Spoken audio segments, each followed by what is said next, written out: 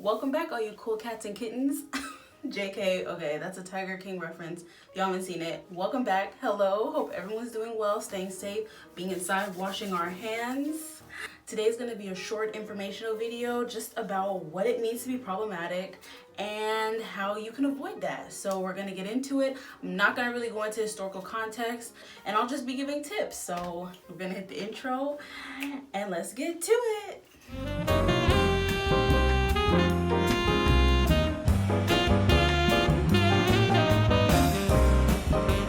So the reason I wanted to do this video was just so that we get like a baseline of what it means to be problematic going forward. If someone ever says like, oh, that's wrong or that's prejudicial or they're falling into the isms, we all know what that means. So when I talk about being problematic, usually in the context of maybe these videos, usually in my personal life in general, it's usually because someone or something is being prejudiced or prejudicial.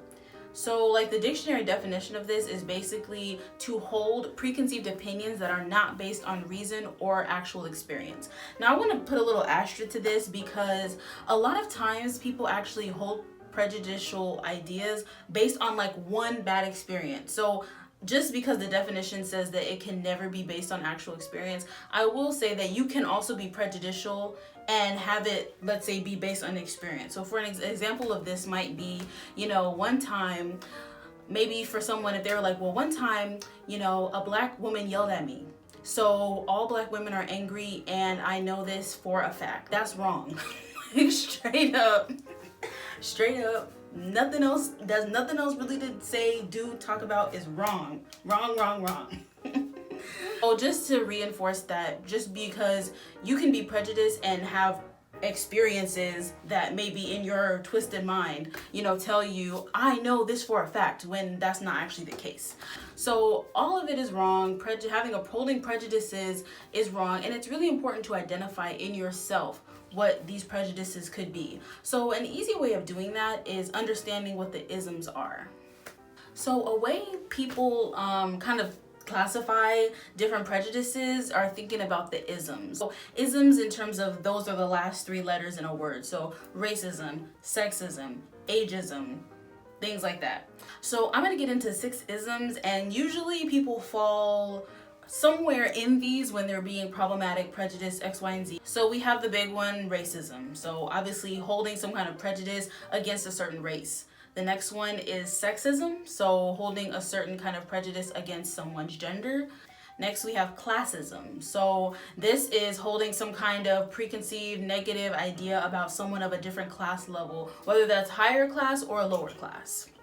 We also have ableism. So ableism is holding some kind of, preconceived negative opinion about someone who is not able-bodied. And this can also be physically able-bodied or mentally able-bodied. So being, I really try to make sure I don't say like, that's crazy, or like, she's crazy, because, a lot of that's kind of like ableist, because what does it mean to be crazy? But if someone is diagnosed with some kind of mental disorder, they might be really offended if someone was like, that's crazy or she's crazy, because it's just like they might get labeled crazy very often. So just a pro tip, really try to think about your language as you're using it every day. But yes, ableism, and obviously having a physical disability as well. So if you're like being mean towards someone who is in a wheelchair or something like that. Then there's ageism. So ageism, I feel like people really don't be thinking ageism is real, but I'm like, ageism is so real. So it's basically having some negative opinion about someone based on their age. So when people are like, young people are this, or old people are this, and or middle-aged people are whatever. And it's so real. I feel like ageism is something that is played out like subtly, but a lot of times like in the job market, because I feel like people don't like to take chances on young people or whatever for some reason. Or then sometimes some jobs favor young people over, other things. Also in academia, when older people go back to school, like sometimes they face ageism. So ageism is like a real thing, and it's 100% unfair, because all of these are things you can't really control, but especially your age. Like if someone's being mean to you based on your age, it's just like, dang, like I can't go back in time, I can't go forward in time, this is me. So it's all of them are unfair. But yeah. So then the last ism is heterosexism. Now I think they I mean, I know it's a real definition, but I think they wanted it to fit in the 6 isms. But heterosexism is the same as homophobia or being homophobic. So essentially, the reason they describe it as that is basically you having the idea that being heterosexual is like the goal, like what it should be, like, you know, anything else is wrong, wrong, wrong. And that is essentially what it means. Holding any ill will towards someone who might be homosexual. So these are the isms to really think about. Again, like I said, there's more. There's also like colorism, which is the discrimination of someone based on the pigmentation, lightness, or darkness of their skin. So when you're thinking about these isms, it's important to recognize that where your standing is as, you know, who you are and whatever, in the body that you hold, in, you know, the mindset that you have, impact, and the money you have, and the political power you have, power, any kind of power you have, is going to really impact how, you know, your prejudices come out and who they're going to affect. So for example, it's terrible that Trump is in the White House, obviously 100%. But a reason it's terrible is because he obviously holds prejudices against certain types of people. And because now he has even more power, he already had the power as a white man. And I'm not saying like, you know, we all have power. Like I have power as a black woman, whatever, whatever. But like, you know, we are in the United States, we are in America, and America is founded on, you know, well, I'll just say this. Your life in America is going to be a lot easier if you're a white, male, Christian, X, Y, and Z. So that is getting, that off the bat is what it is. So Trump obviously had power because, you know, he's white, he's rich, he's, you know, whatever, his family's rich, came from whatever.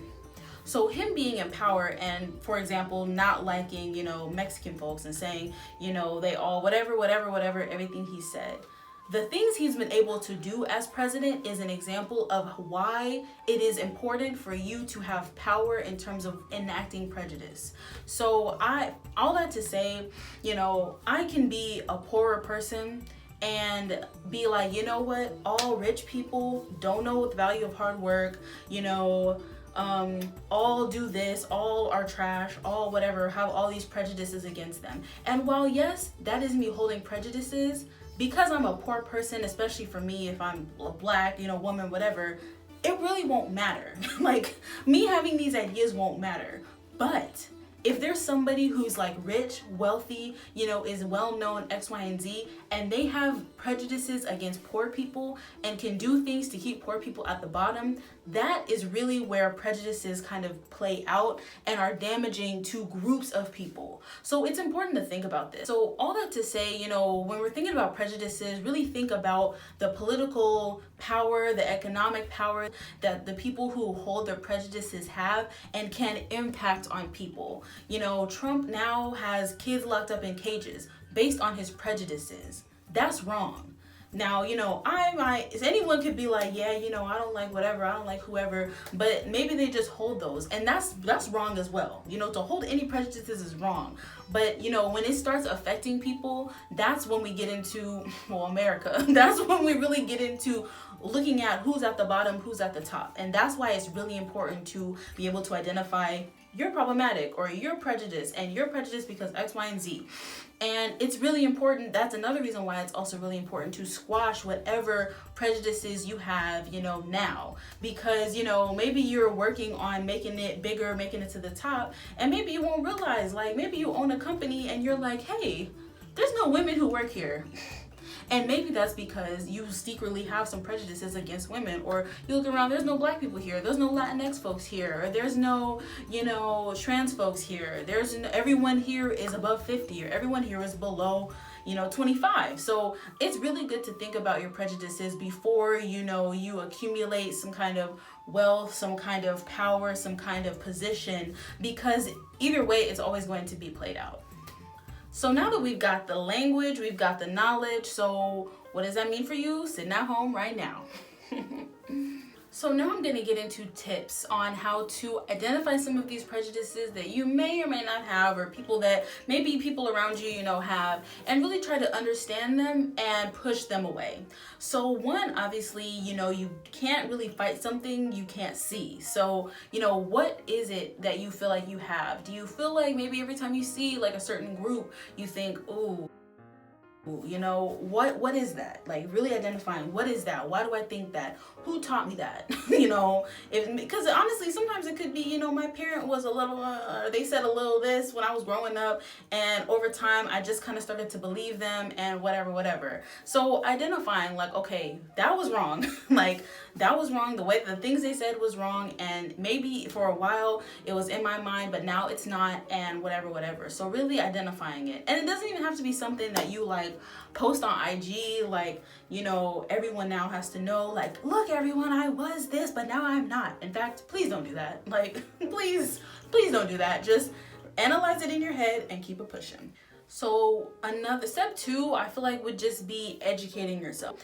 When I say educating yourself though, this is something that, you know, we got to really watch out for. This does not mean, you know, let me talk to somebody black and ask them about their experience, or badger them about what racism means, or badger them about, you know, their experience. That's not really what educating means, in my opinion. So for me, Google is free. Look up history, look up, you know, different things, look up the women's rights movement, read poems, read books, like, you know, understand these things. Don't look for people to explain these things for you. And a lot of times these folks don't really want to explain to you, you know, how hard it is to be black, or how hard it is to be, you know, a young boss, or how hard it is to be, you know, a woman, and whatever. That's a lot of labor for them. So it's really important to make sure that, you know, if you're trying to seek information out, you're reading books, you're reading articles, you're watching, you know, I don't know, informational videos, not just stereotypical whatever, because stereotypes are really out there. So it's important to make sure you're not doing that, but really educating yourself and knowing, you know, what it is that I'm, you know, not really understanding about this certain group of people. It shouldn't be that hard in today's times. You know, I really think right now everyone's trying to push diversity and push inclusion and push all these things, which I feel like, you know, in the grand scheme of things is great. But I do think that sometimes, you know, the people of color, or, you know, the people that people are trying to like reach out for, are overworked, because they're having to like explain and take the fall for something racist that shouldn't have even happened in the first place. So that's my personal feelings. Maybe I'll do a video about it on like this push by diversity now, and like companies and stuff like that. I do sometimes wonder about, you know, what's at stake for those folks. And the last tip I would have would just be to begin to correct that behavior. So, you know, if you automatically grew up thinking like, you know, black folks are like this, or like gay people are this, start to really tell yourself the opposite. You know what? They're not. Black people are beautiful. Black people are smart, can be smart. Gay people are not all the same. Do not all, you know, want to date me. Whatever that is. So really begin to tell yourself, you know, the different narratives that you would have learned through your education, through Google, and just really start to correct these behaviors. So, you know, it's not really on anyone to like make you have an epiphany or to make you not be prejudiced. It's really all on you. But yeah, that's for the most part. So, you know, what does it mean to be problematic? Thinking about the prejudices, thinking about the isms, racism, sexism, ageism, ableism, everything like that. And really thinking about ways that you can make sure you're not, you know, being prejudiced, being problematic. But thank you so much. Please like and share, y'all. It's important. This information is important to get out. We gotta let the people know right now, while people are inside, before people go outside. You know, right now I feel like there's been a lot of, you know, it's a lot of negative things that are happening 100%. But, you know, it is also good to think about the positives of what can come out of this. You know, maybe you're having a lot of self-reflection. Maybe you're just taking the time to just slow down and be with your family and, you know, be clean. So, you know, share this video, let people know. I will see y'all next week for another amazing video. Have a great week. Please stay safe and see y'all next week.